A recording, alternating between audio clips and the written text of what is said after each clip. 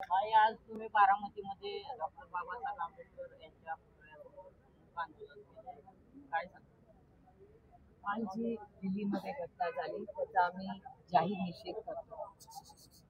गवई साहेबांवर जो हल्ला झाला हा मला विश्वास बसत नाही की अशी घटना आपल्या भारतात होऊ शकते. आणि ही अतिशय दुर्दैवी घटना आहे. पण ती फक्त घटनेवर थांबत नाही, त्या प्रवृत्तीबद्दलही आपण सगळ्यांनी एक समाज म्हणून त्याची चर्चा केली पाहिजे आणि ही प्रवृत्ती कुठेतरी थांबली पाहिजे. या देशामध्ये स्वातंत्र्य असंख्य लोकांच्या योगदानातून झालेले आहे. महात्मा गांधींनी या देशाला दिशा दिली, त्याचं नेतृत्व केलं. त्यानंतर हा देश भारतरत्न डॉक्टर बाबासाहेब आंबेडकरांनी दिलेल्या संविधानाच्या चौकटीतच चालणार, कुणाच्या मनमर्जीने चालणार नाही. आणि इतक्या मोठ्या पदावर असा जर हल्ला होत असेल, एक समाज म्हणून, एक भारत म्हणून, हा भारतासाठी एक काळा दिवस आहे आणि त्याचा जाहीर निषेध झाला पाहिजे. आणि आपण सगळ्यांनी मिळून जबाबदारी घेतली पाहिजे. मी भारत सरकारचीही पार्लमेंटमध्ये विनंती करणार आहे की भारत सरकारने याची एक चर्चा घडवून आणली पाहिजे पार्लमेंटमध्ये. याचा निषेध झाला पाहिजे, पार्लमेंटमध्ये निषेध झाला पाहिजे आणि चर्चासत्र घेऊन अशा घटना किंवा अशा प्रवृत्तीला ही पुढे जाता कामा नये आणि प्रवृत्ती, चुकीची प्रवृत्ती कुठेतरी थांबली पाहिजे. नाही, मराठवाड्यात मोठ्या प्रमाणात अतिवृष्टी झाली. गृहमंत्री अमित शहा यांचा दिल्लीमध्ये दौरा झाला, परंतु कोणतीही मदतीची घोषणा झाली नाही. उद्या देखील पंतप्रधान मोदी मुंबईमध्ये येत आहे. काय अपेक्षित आहे? आमची सातत्याने मागणी आहे की सरसकट कर्जमाफी. मी पहिल्या दिवसापासून अतिवृष्टी झाल्यापासून विनंती करते महाराष्ट्र सरकारला की या दोन भागात काम करावं लागणार. एक तर तातडीने वसुली बंद करणे, सरसकट कर्जमाफी करणे, हा एक भाग झाला. आणि दुसरा भाग की सरसकट परत शून्यातून आयुष्य सगळ्यांची उभी करणे. म्हणजे मग शेतीला नवीन कर्ज असेल, लोकांच्या घरा काही ठिकाणी उद्ध्वस्त झाले ती पुन्हा बांधणी करणे, रस्ते तिथे करणे, शाळा करणे, अंगणवाडी करणे. आणि त्या गावामध्ये जे 12 लुतेदार आहेत, शेतकऱ्यांचं तर प्रचंड नुकसान झालंय, पण छोटं गावात व्यवसाय करणाऱ्या असंख्य लोकांचंही झालेलं आहे. त्यांनाही आधार देण्याची गरज आहे. त्यामुळे खूप मोठा रिहॅबिलिटेशन, म्हणजे एकीकडे पहिली सरसकट कर्जमाफी, त्याच्याबरोबर आता वसुली पूर्ण बंद करणे आणि नवीन कर्ज देऊन पुन्हा आयुष्यात त्यांना उभं करणं, अशा दोन भागांमध्ये सरकारला काम करावं लागणार. मंत्रिमंडळाची बैठक आज आहे, शेतकऱ्यांना मदत जाहीर व्हायला काय वाटतं? आज चॅनल्सवर आलेलं आहे की 15 ते 18 हजार कोटी रुपयाचं पॅकेज काहीतरी सरकार करणार आहे. जर झालं तर त्याचं अर्थातच आम्ही स्वागत करू, पण त्याची अंमलबजावणी त्या शेवटच्या माणसापर्यंत पोहोचावं. त्यामुळे कॅबिनेट होईस्तोवर वाट बघूया. काही शिवसेना पक्ष आणि धनुष्यबाण चिन्ह बघून उद्या अंतिम सुनावणी होणार आहे. यामध्ये सर्वोच्च न्यायालयाने तसं जाहीर केलं. कसं बघताय? ह्या ट्विट आलेला आहे, मी लिस्टिंग अजून पाहिलेलं नाहीये, त्याच्यामुळे मीही वकिलांना फोन केलेला आहे. नक्की काय माहिती आहे सुप्रीम कोर्टातून घेऊ, कारण का असीम सरोदेंचं ट्विट आलंय असं मला कळलेलं आहे, पण मी स्वतः लिस्टिंग पाहिलेलं नाही. त्याच्यामुळे मी असीम सरोदेंशी बोलणार आहे आणि मी अनिल देसाईजी वगैरे सगळं हे केसचं बघतो आम्ही, कारण का आमच्या सगळ्या एकत्रच आहेत केसेस. त्यामुळे त्यांच्याशी बोलून मला नक्की कळेल की लिस्टिंग झालंय का. बिहारच्या निवडणुकीचं बिगुल वाजलंय. खरं तर मोठा गोंधळ झाला होता मतदार यादीत. कसं बघता या सगळ्याकडे आगामी काळात याचा काही परिणाम महाराष्ट्रात झाला त्यानंतर आरोप केला गेला, त्यावरती बिहारमध्ये काय दिशा? मला असं वाटतं जे वाचन आहे, म्हणजे मतदारांच्या लिस्टचं वाचन, मतदार यादी वाचन हे करणं खूप महत्वाचं राहणार आहे. आणि हा फक्त बिहार किंवा महाराष्ट्राचा विषय नाही, हा देशाचा विषय. हा देश संविधानाने चालतो, हा देश कोणाच्या मनमर्जीने चालत नाही. त्याच्यामुळे डॉक्टर बाबासाहेब आंबेडकरांनी दिलेल्या त्या संविधानानेच देश चालणार आहे. त्यामुळे ते नियम कायदे हे इलेक्शन कमिशनलाही लागू आहे.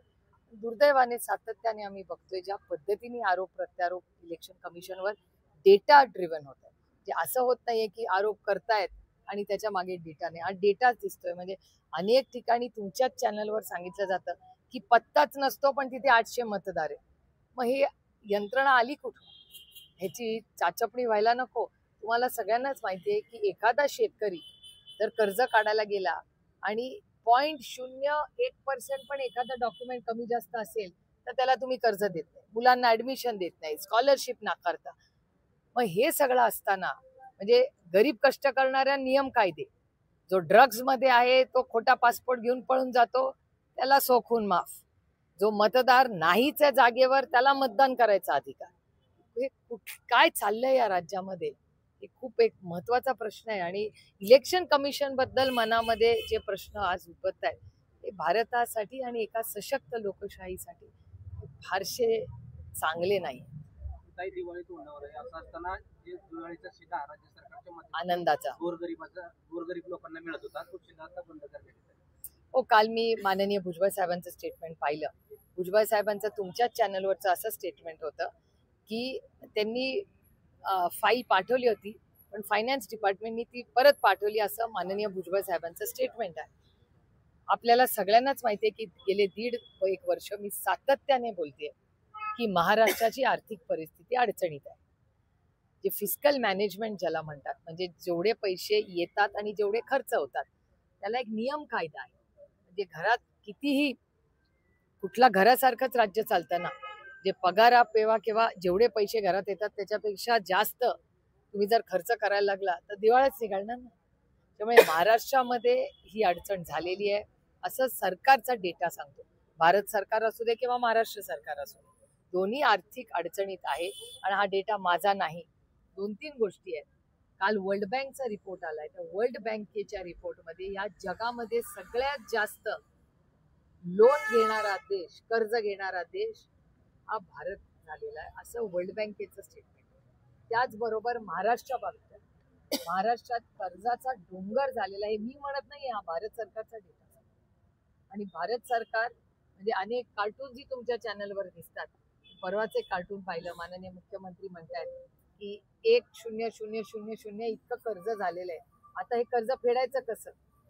तर सरकारचं उत्तर असं आहे की आणखीन कर्ज काढा. हे प्रश्न खूप गंभीर आहे. तुम्ही स्कॉलरशिपचे पैसे बंद केले, आनंदचा शिधा बंद केला. त्यांच्याकडे 80,000 कोटी रुपये एक रस्ता करण्यासाठी आहे. पण सरसकट कर्जमाफी, आनंदाचा शिधा, स्कॉलरशिप, लाडक्या बहिणी योजनेमध्ये 2100 रुपये सांगितलेले त्यातलं एकही काम झालं नाही. हे दुर्दैव आहे. आणि खरं तर फसवणूक आहे ज्या मराठी माणसांनी विश्वासाच्या नात्याने त्यांना साथ दिली. काल जरांगे पाटलांनी एक वक्तव्य केलं. शरद पवारांनी मराठ्यांचं वाटोळं केलं असं वक्तव्य त्यांनी केलं. कसं बघताय? लोकशाही हो, सगळ्यांना बोलायचा अधिकार आहे.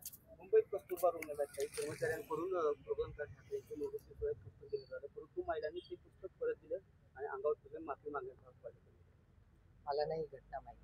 मी माहिती काढून बोलतो त्याच्यावर. स्थानिक स्वराज्य संस्थांच्या निवडणुका काही महिन्यावर किंवा काही दिवसांवर कशा पद्धतीने रणनीती असणार आहे. महाविकास आघाडीमध्ये मनसेचा समावेश होणार त्यावरून एक वक्तव्य केलेलं आहे काँग्रेस. मला असं वाटतं आपल्याला आठवत असेल जेव्हा राष्ट्रवादी काँग्रेस पक्ष एक होता, शिवसेना एक होती, तेव्हा अनेक वेळा आमचे जेव्हा मित्र पक्ष काँग्रेस आणि आम्ही अनेक वेळा वेगळेच लढलेलो आहोत. किंवा सेना आणि भारतीय जनता पक्ष एक होते तेव्हा तेही अनेक ठिकाणी वेगळे लढलेले आहेत. त्याच्यामुळे लोकसभे आणि लोकसभा विधानसभेला आघाड्या युती वेगळी असते. हे इलेक्शन कार्यकर्त्यांचं असतं. कार्यकर्त्यांचा उत्साह असतो आणि प्रत्येक पक्षाला असं वाटत असतं की आपल्या प्रत्येक कार्यकर्त्याला न्याय मिळावा. त्याच्या अनेक वेळा काही ठिकाणी एकत्र लढतात, काही ठिकाणी वेगळे लढतात.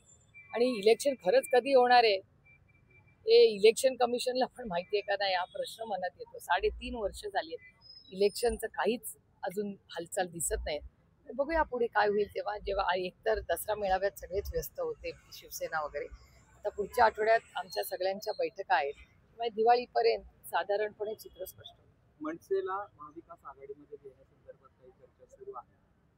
नाही, आमच्याकडे काय म्हणजे प्रस्तावच आलेला नाहीये. त्याच्यामुळे चर्चेचा विषयच येत नाही. जेव्हा चर्चा होईल तेव्हा सविस्तर चर्चा करू आणि तुम्हालाही सांगू. दिवाळीच्या पाडव्याला राज्यभरातून लोक गोविंद बागेमध्ये येतात. यंदाचा पाडवा कसा असेल? बघूया. कारण 2-3 महत्वाच्या गोष्टी झालेल्या आहेत. एक तर पवारांकडे यावर्षी दिवाळी होणार नाही. कारण 2 गोष्टी झालेल्या आहेत. महाराष्ट्रात प्रचंड अतिवृष्टी झालेली आहे. त्याच्यामुळे दिवाळी साजरी खरंच करायची का नाही हा एक मोठा प्रश्न आहे. त्याबरोबर माझ्या काकीही यावर्षी गेल्या. त्याच्यामुळे काय नक्की करायचं याची चर्चा कुटुंब म्हणून आम्ही केलेली नाही अजून. केल्यावर तुम्हाला नक्की कळेल.